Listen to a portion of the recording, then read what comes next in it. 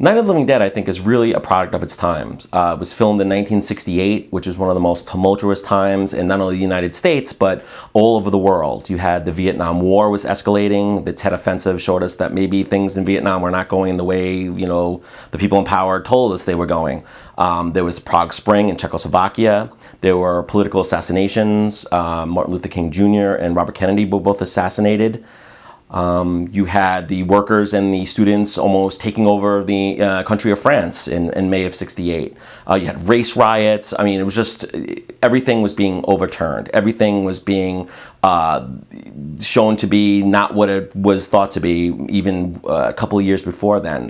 The Summer of Love had turned into a time of brutality, of violence, of a lot of uncertainty, a lot of instability. And I think Night of the Living Dead really taps into that, where you have one way of life, right, and one way of living death really sort of butting heads, really clashing, where you have this group of upstart revolutionary beings, right, the living dead, which are trying to exert themselves. They're trying to take over. They're trying to destabilize and dethrone the sort of people that have been on the top, the people who have been in power all this time. It really was the first commentary on people's ability to get along in dire circumstances where there really is no authoritative figures to stop them from arguing, fighting, putting them in their place, or preventing even physical damage, which can happen. It's an iconic movie. This is where the zombie genre starts. George Romero's Night of the Living Dead. There was zombie movies before that, White Zombie, Bela Lugosi, but these movies were more based on the voodoo culture. This is really the first movie that said, all right, let's take the dead rising from the grave, biting people, turning other people into zombies. This is where it all starts.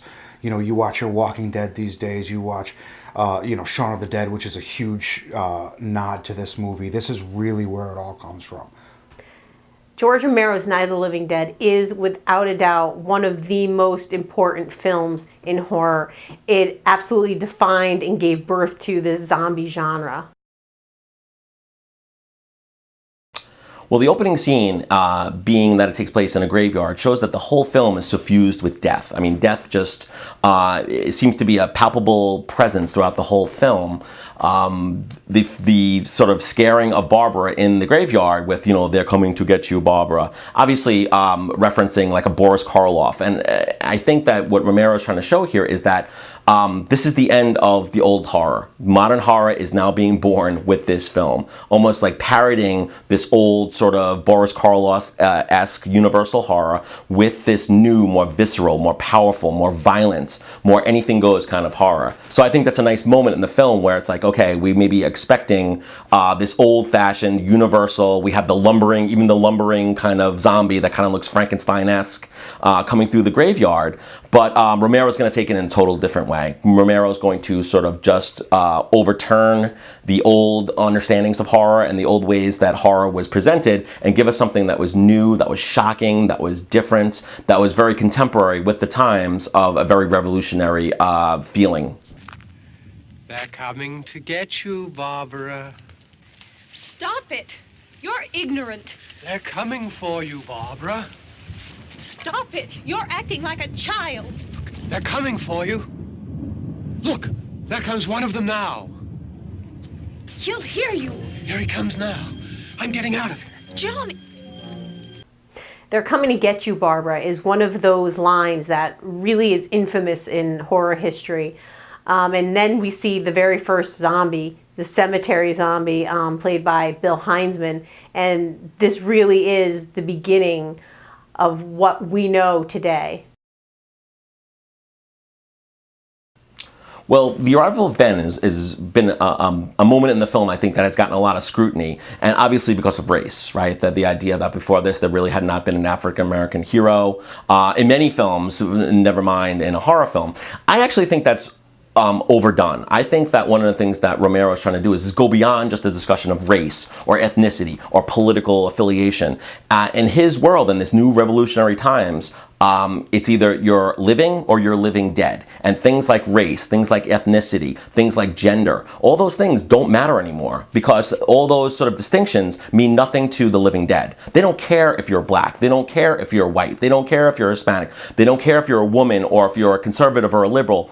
The zombies don't care. And I think Romero's trying to make a point of this and saying that, you know, when we have these apocalyptic times, that all these sort of individualized sort of beliefs or labels totally dissolve in the face of either you're living or you're living dead. And that are the only distinctions between the two.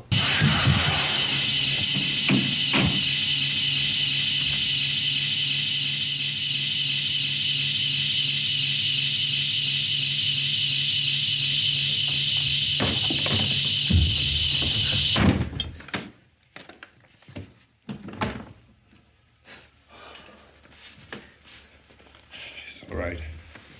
If you're going into this movie for the first time, you don't really know that Ben is any kind of hero. And I'm one of those people that believes that, you know, one of the commentaries, social commentaries that Romero was making with this movie was that of, you know, how people viewed racism, especially in the 60s. And you can see it just by, you know, Barbara sees him and she's stunned and she backs up. And I think that was kind of a way of Romero showing, you know, throughout the movie that she grows to trust him. And in the beginning, she just sees this you know, a black guy, and she's nervous of him.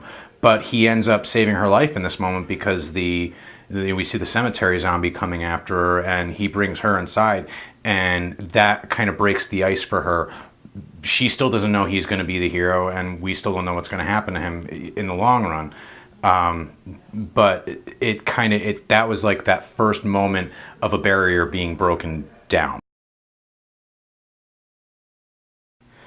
All right, look, Barbara has not been stable through this whole thing. As soon as her brother and the zombie get into it in the graveyard, she's just been a hot mess. Now, you know, Ben, who can probably protect her, is trying to help her out, and she just hauls back and slap him. And Ben gets all, does Wayne Brady have to slap a bitch? Yes, he does. Your brother is dead. No! My brother is not dead! Oh. Oh. Oh.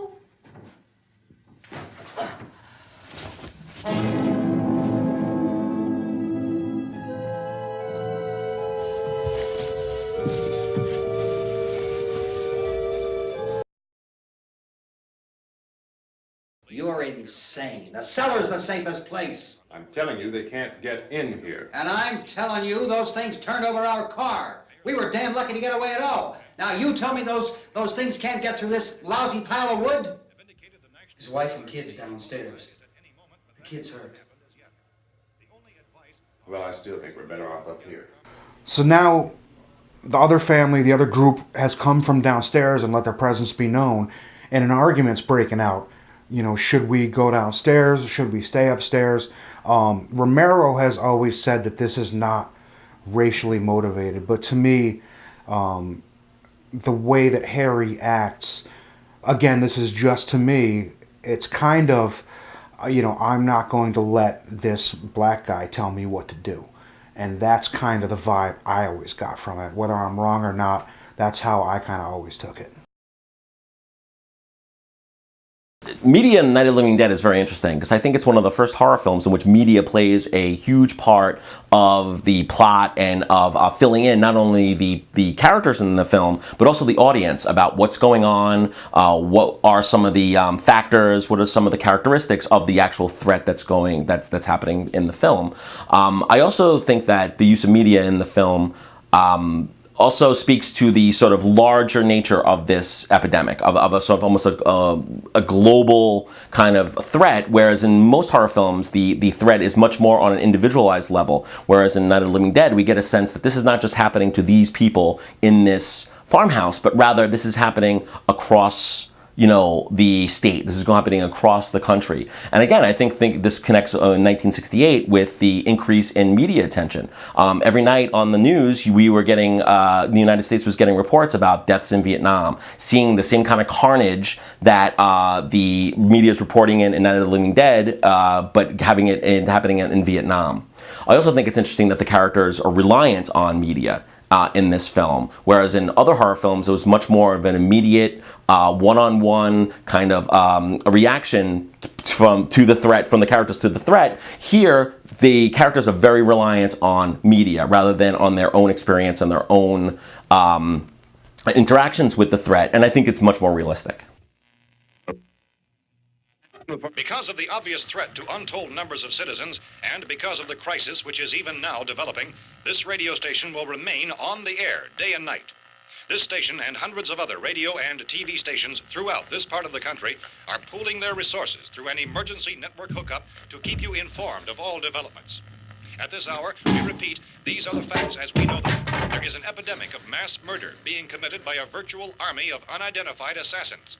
The murders are taking place in villages, cities, rural homes, and suburbs with no apparent pattern or reason for the slayings. Consistent reports from witnesses to the effect that people who acted as though they were in a kind of trance were killing and eating their victims prompted authorities to examine the bodies of some of the victims. Medical authorities in Cumberland have concluded that in all cases, the killers are eating the flesh of the people they murdered. At this hour, they report the level of the mysterious radiation continues to increase steadily.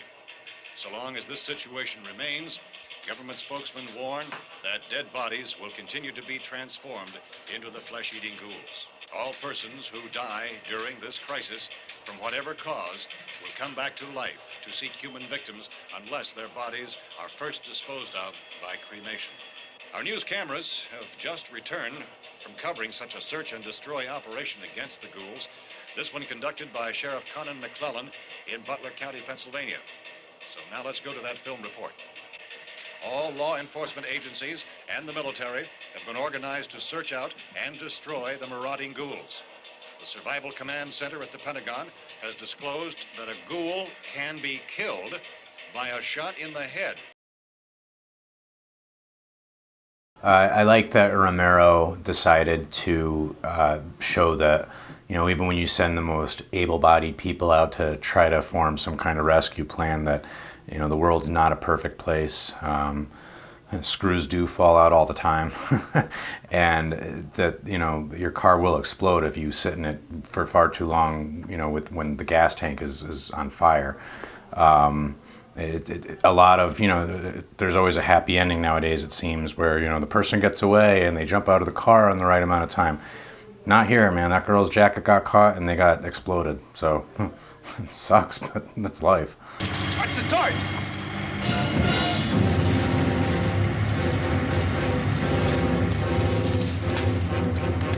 Gotta get away from the pump!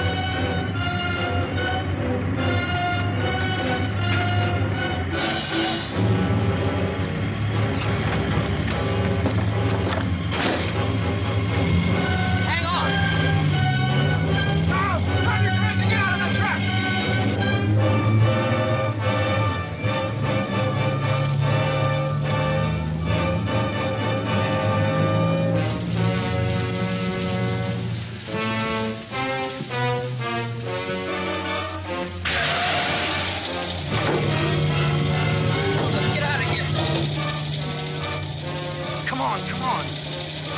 My jacket's caught. In a traditional horror film, up to this point, the two lovers would have been sacred cows. They would have been not sacrificed. They would have been part of the solution. They would have been part of the survivors. But here we see that Romero is taking the rule book of horror films and throwing out the window, saying that even in his film, even in this sort of new modern horror film, that nobody is sacred, that anybody can die at any time. And even the sort of young lovers who have such a wonderful future for themselves, and they're going to sort of be the new generation, are totally slaughtered. this scene is pretty much where their worst fears come to light.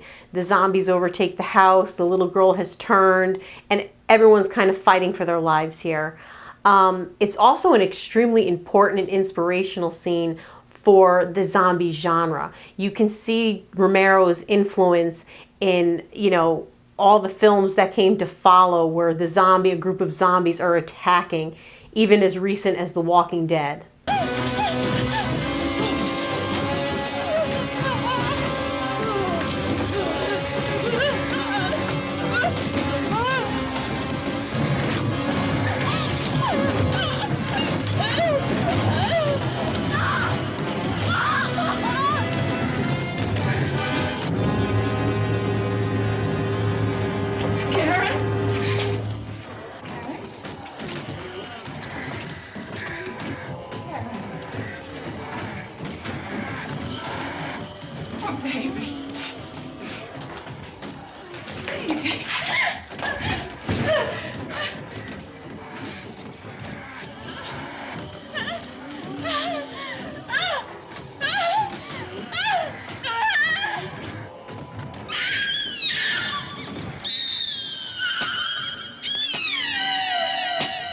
So this is really where the shit hits the fan. You know, they've been maintaining through the whole movie. Ben and Harry have been arguing about upstairs, downstairs, blah, blah, blah. The few times Barbara talks, she's talking about finding her brother. But now everything really comes to a head. The zombies just storm the house. I say zombies, but they've never mentioned the word zombies once in this movie. They call them ghouls. But they storm the house. Barbara, unfortunately, sees her brother finally, who she's been worried about the whole time, and her brother's the one who carries her off to her death. Ben is left trying to hold it up because he had already shot Harry, and Harry's now down in the basement with his daughter, who has now killed his wife. And so when I say the shit's hit the fan, the shit has really hit the fan, and this is really what we've been building to in Night of the Living Dead. Again, this touches back, for me particularly, on the whole race commentary that I think is a subtle undertone throughout the whole movie, and especially at the end. I mean, when we know as the audience that Ben was not a zombie. We know that he had survived the night. He was alive. He was carrying a gun. He was nervous and he was worried about what was going on outside. And for the time period, I think that, and this is just my idea, that the posse that sees him and shoots him, possibly thought less about shooting him or less about trying to find out what exactly they were aiming at, when because they could see that maybe he was a person of color. Let's go check out the house. There's something there. I heard a noise.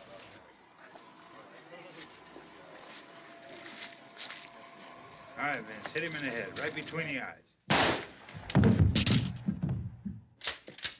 Good shot. Well, of course, the ending is totally nihilistic, right? With sort of no hope for anyone who has had to suffer through this horrible experience. And I think we really see that with Ben, whereas Ben has survived, Ben has gone through this, but it has left him totally devoid of feeling, of any sense of self, of any sense of a future.